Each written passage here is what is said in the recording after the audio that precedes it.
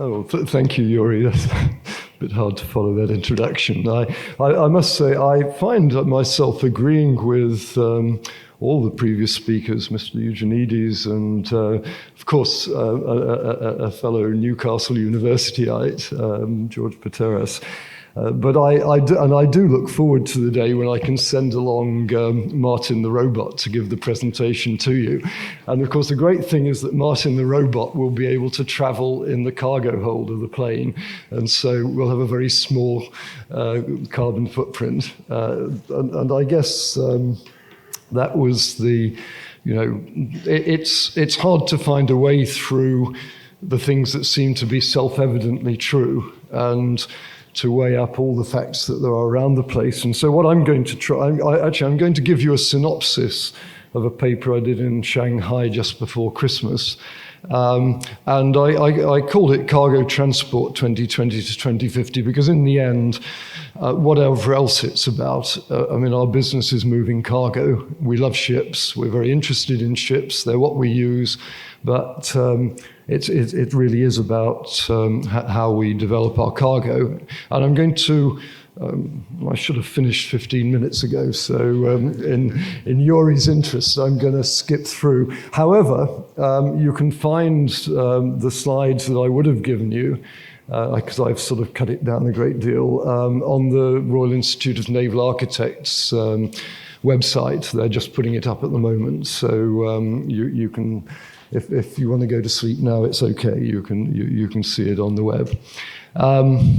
The things I want to do is, first of all, talk about where we are now very briefly. Secondly, a bit about the impact of climate change, which I hope will complement what we've heard already. The cargo transport systems, and then the technology. And I think that, in a way, the technology is the one thing that we have got very solidly in front of us that we can do and ought to do. And that's really where I want to get to. The climate change is a little bit different. So let me start with where we are now. And basically, I would say we are at the peak of a great fossil fuel cycle, which started about 150 years ago. And I think that because we're at the peak, what lies ahead is going to be very different.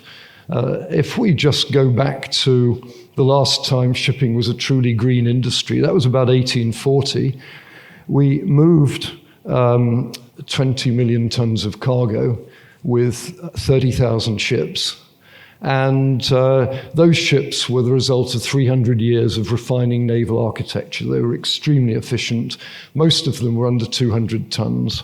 And if we fast forward to last year, the diesel engine, I think, was a very big step forward, appeared in the 1950s. And last year, we moved 12 billion tons of cargo with 60,000 ships.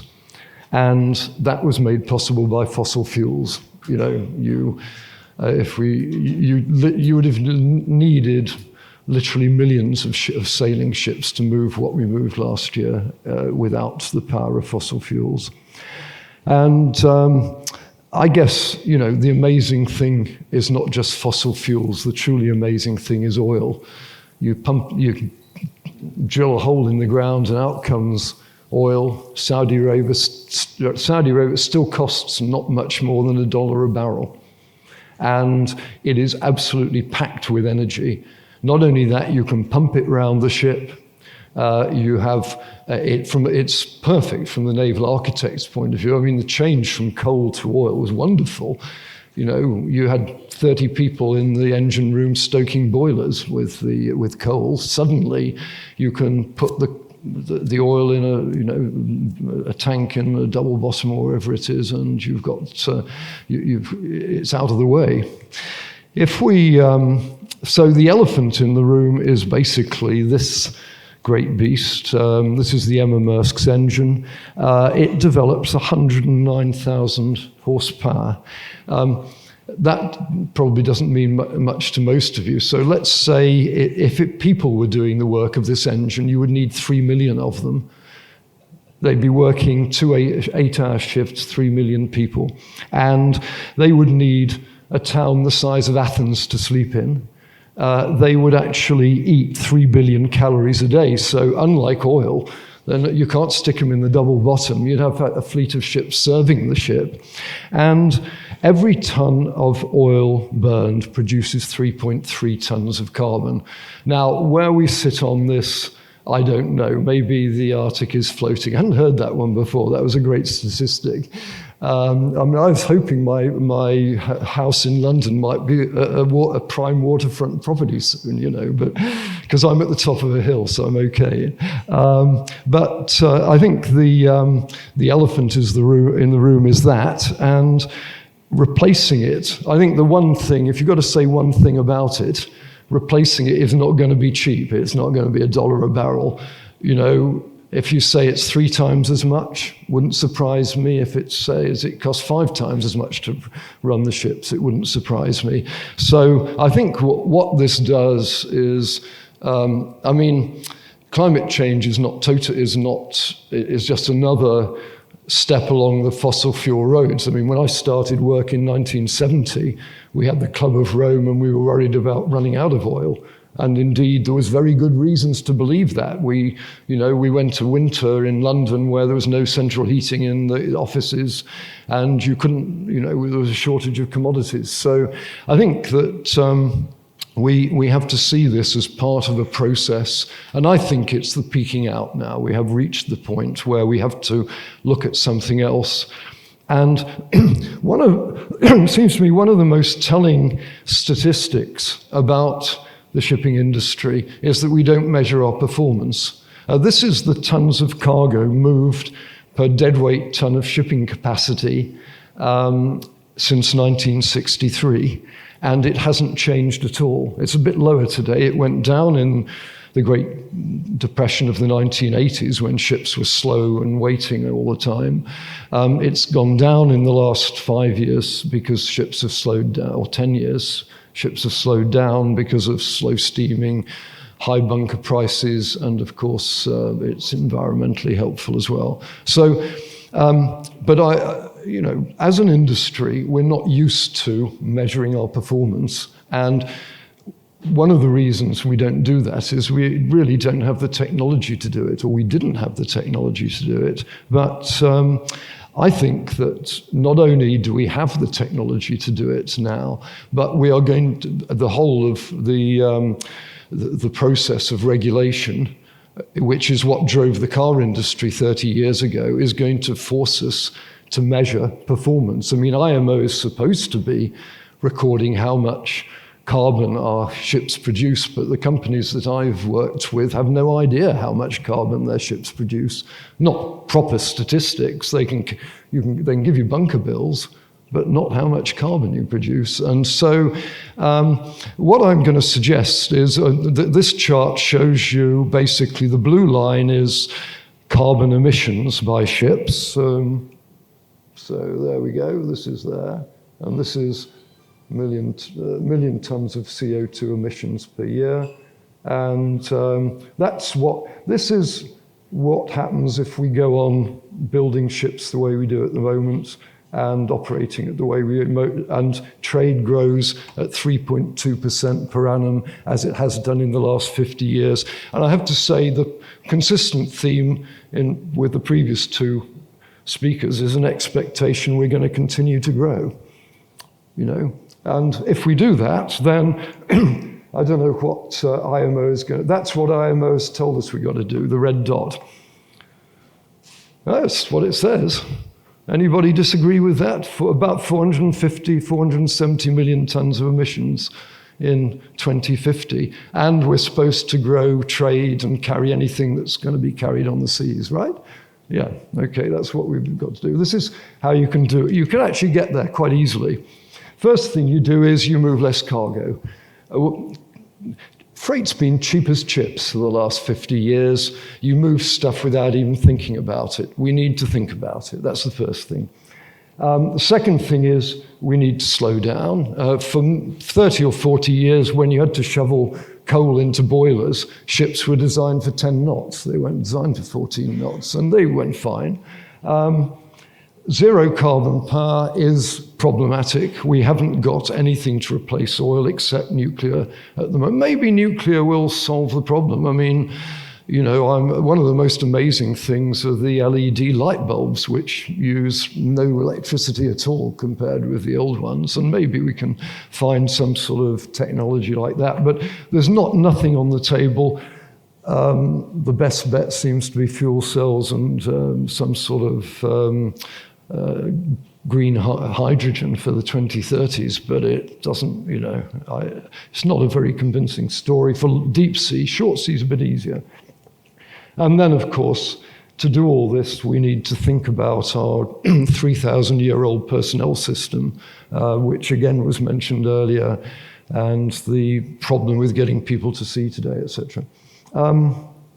Just to run that through in numbers, if we slow down if we cut cargo growth to 2.2% per annum, we get down to 1.8 billion tons. If we slow down to 10 knots and cut cargo to 2.2% growth, we get down to about 800,000 tons. And that just leaves the last bit, which is, sorry, my slide got slightly out of row. The last bit is the zero carbon power. But we get a lot of the way. Thing is, we can get a lot of the way there by doing things that we can do. That's the point. The technology only takes us the last lap of the race. That's the point I'm trying to make. As far as the transport scenario is concerned, there's just a couple of questions that I'd like to sort of raise. This is seaborne trade, and you know, the growth to 12 billion tons where we are today. And there's two questions here. The first is, we've grown 27% since the credit crisis. You know, where did it go? I mean, literally within 10 years, we've grown 27%. Then you know, why? Has it really added that much to society? Europe's imports aren't growing much. It's people who aren't in this room who are growing the trade at the moment. And the second thing is that 37% of our trade was fossil fuels. What's that going to be in 2050? Well, if the rest of the world does their jobs, could be nothing. You know, if the cars stop using oil and we all go to green power, you know, maybe, in which case trade would go down very substantially. And I've just listed on the other side of this chart the things you can do to slow down trade. There's lots of them. I think it's, you know, it's quite a reasonable thing to look at. We've got new technology, and I think this is the most interesting part. And in a way, it's the thing I've been looking at for about 6 or 7 years. I could never see quite what was the hook that was going to get us to use this new digital technology, but actually climate change is a very good hook to get us down that road. And what we've got is two converging trends at the moment. We've got a very long converging trends in the communication area, which started, the development of communications in shipping is as old as the hills. It started in 1860. Clarkson's was built on the cable network in London. That's how Horace Clarkson got started. And we've added the cloud. We've got some much, much better satellites, and they're getting better and better. And we've got a whole bunch of new technology coming in from the other parallel development which has been going on, which is computers. It's actually the first the first commercial computer was this one here. It was this was 1951, called Leo. It had 8K of memory, right? I mean, my presentation is about 50 megabytes or something. Then the 1960s, 6600 supercomputer. This had about 1 megabyte of memory, and it was all stored on these things. This is the first computer I programmed on in 1969. And then today, though, we have this, it's cheap as chips, you know? It costs nothing. You can buy, this is massively powerful i7 processor, 8 cores, 12 megabytes cache, $393 from Google. This is a thing, this is a little kit for $9 a month. You plug that into the OBD2 plug on your car, and you can figure out what your children are doing and how fast they're driving and where they are and whether your aged parent has collapsed at the wheel. All of this stuff. And it costs $9 a month. You know, this is not new technology. This is there today. It's just that it's a bit trickier to put it to work in ships. And but the cars have done it. I mean, in 1967, cars were full of wires. I mean, you know, you stuffed these wires behind the dashboard, and of course they all came off and the lights didn't work and things like that. Well, what changed that was the regulators. The Californian regulators in the 80s said they wanted proper evidence of fuel consumption, not, you know, they wanted to tap straight into the engine. And in 1983, Bosch and Intel came up with the CANBUS system for basically removing the wiring from cars and you putting it all onto a network. And today's car, The Economist described a BMW as a computer on wheels, and it set it up. They're all ready for the electric car. They've got the onboard systems to do it.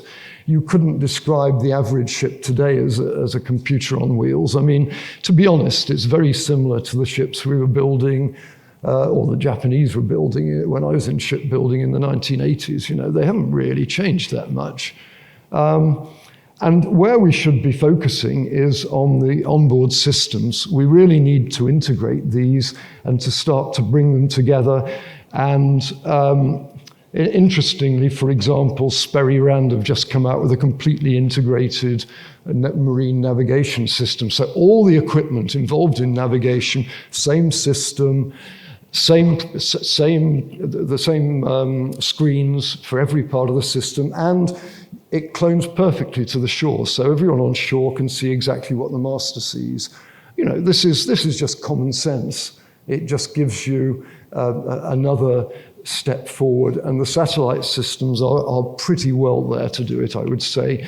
But you can't do it if you're going to hardwire this stuff. You really need to put the sort of something like the CANBUS system that you have on in motor cars, you need to put into ships. This raises lots of problems, but the essence here is that, say, Sperry Rand build their navigation system. It has an electronic control unit that plugs into the backbone. Everything on the ship communicates through the backbone, through the CANBUS. F2 is the latest version. The current protocols would need to be revised. There is a protocol, NMEA 2000, for ships, but it only works for vessels up to about 50 meters. I must move along. But incidentally, if you do that, the other side of the coin is that we have the communications now to run ships as transport factories. I'm over my time, so I'm not going to dwell on explaining all of this, but the minister mentioned the problems with crew and so forth, and really, if we don't do something about that, you know, it's a problem that needs to be solved. I think we need to go from the vertical system to a more horizontal system of management, and of course, where this is going to change the way offices are managed on shore and the way that the onboard management is structured, and indeed the way that the ships communicate with the regulators, the class societies, equipment suppliers, customers and ports. All of this is there waiting to happen. From an investment point of view, it's a major challenge because, unfortunately, if you have a vision of the sort of ships I've been describing, you know, how are you going to depreciate the ship you order tomorrow in Japan? It's a big issue. And I think my answer to that is that it's all going to take a long time. If you look at it, it took 70 years to get from the first decent steamship to actually a fleet of steamships. And I think the same thing is going to happen we need to start off by fine-tuning the emissions on existing designs and putting in the sort of digital engineering that we can put in and retrofit as quickly as possible. And there is an awful lot of that. And then we move on to maybe some intermediate stuff, gas, batteries, whatever's the flavor of the month, which has got a better carbon footprint. And finally, step 3, the electric ships, which gets us down to the IMO target in 2047. But very finally, just to mention a few of the things you can do today, and I apologize, Yuri, I've not been with my 15 minutes. Yuri here is tearing his hair out, you know. But once you're up here, you know, it's the one moment you're in control until they switch the projector off. Practical digital training programs. I think the sooner you get people who understand that digital technology and are happy with it into the junior and middle managements of shipping and on ships, the better. And it doesn't matter what you do, you just start doing it, because the only way, I mean, I've been managing teams of digital people all my life, and the only way you get started is you get someone started, and it doesn't work to begin with. But eventually you've got the knowledge and the critical mass to do it. And there are a few shipping companies doing some very good stuff with this. Second thing is remote underwater examination with robotic crawlers. There's plenty of them around. Digital information about corrosion. Fantastic, you know, whereas currently you put a surveyor on the ship and he goes around and produces a great wodge of paper about the corrosion condition in the hull. You take photographs, scan them back, send them back to some boffins who will then run algorithms and show you, and they will analyze the exact levels of corrosion and categorize them and digitalize them. Anybody who's used modern things like Capture One photo editing software will know exactly the sort of thing. This stuff is very clever now, and it is just quicker. You get rid of these wads of paper and you get much, much more usable data later, and it all goes eventually into your digital twin ship, which maybe you're keeping or maybe the class society is keeping for you. So you've got a different sort of records. E-certificates is a good one, a lot of people doing that. Image analytics, coatings, corrosion, cracks. If you have a collision, photographs can then be analyzed. Dashboards and time series. Time series is very important, because if you keep time series, you can do anomaly correction. So you actually, instead of waiting for some bit of equipment to break down, you analyze time series and you start to get little algorithms which will tell you, which will start to predict that you might have problems in that bit of equipment. And again, these things are all, you know, massively, this is stuff you can do as soon as you like. It's sort of coming along. And monitoring operational efficiency with data, deep learning algorithms. It is getting better. I mean, I'm astonished how much better stuff has got just very recently. And I think the whole point about measuring our performance of our ships, our carbon footprint on the cargo we transport, so many things, we are at the position where you can do it. It's just, you know, it's a lot of work, and it needs a different sort of organization structure to do that. And so that really is it. I'm not going to go through the conclusions because I think I've covered the main points I want to make, but you know, I think that's the end. You'll be glad to hear, Yuri, and thanks, folks, very much for your attention.